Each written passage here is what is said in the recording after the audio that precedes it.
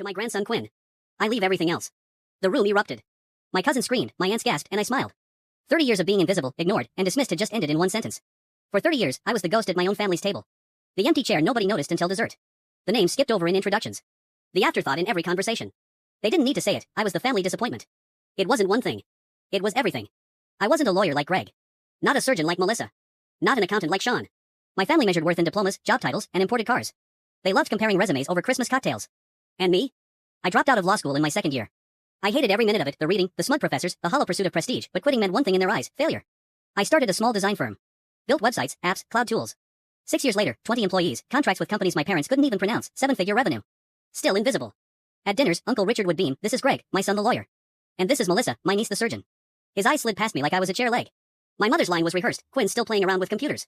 He'll go back to law school eventually." I was 28, pulling 7 figures, and still their rebellious teen on hiatus. Meanwhile, cousins were celebrated for mediocrity. Promotions, papers, cosign houses, cheers, dinners, champagne. Me? I posted my master's graduation photo while running my company. Silence. Not one acknowledgement. I got the message, I didn't exist. At weddings, they excluded me from photos. At birthdays, I sat at the kids' table even when I was nearly 30. At Christmas, Quinn, take a picture of us. Never a single frame included me. Yet I kept showing up. Except for Grandma Evelyn. Every Tuesday at 6, I visited her at Rosewood Manor. Lemon disinfectant, wilted flowers, and real conversation. I brought cookies, chocolate chip, her favorite, from her recipe. We play chess, eat, talk. Not small talk. Real talk. She wanted to know everything about my business. "So, these servers," she said, moving her bishop, "they're like warehouses for information?" I explained. She remembered details weeks later. "You remind me of myself," she said once, taking my rook. "I built the family construction business in the 50s. Everyone said I'd fail. Don't let anyone convince you your way isn't good enough." When I landed a $2 million contract, she understood. "That's empire building money," she whispered, squeezing my hand. "The rest of the family?" Too busy at Cousin Greg's engagement party to notice when she passed. I held her hand when she went. The will reading was chaos. Aunt Linda with a leather binder. Uncle Richard whispering about tax shelters. Melissa browsing vacation homes. They were vultures. Estate, nearly $18 million. Victorian house, investment accounts, construction company. They assumed equal division.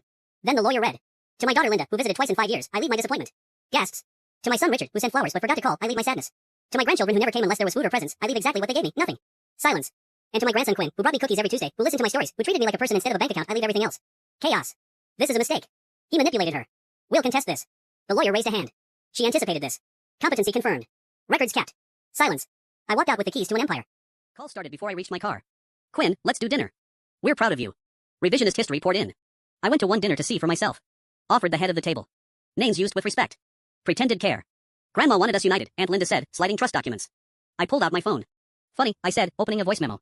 "Last Christmas, Aunt Linda called me a basement-dwelling failure. Should I play it?" Her face drained.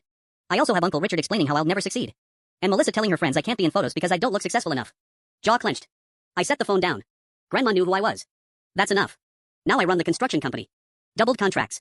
Tech firm manages all digital infrastructure.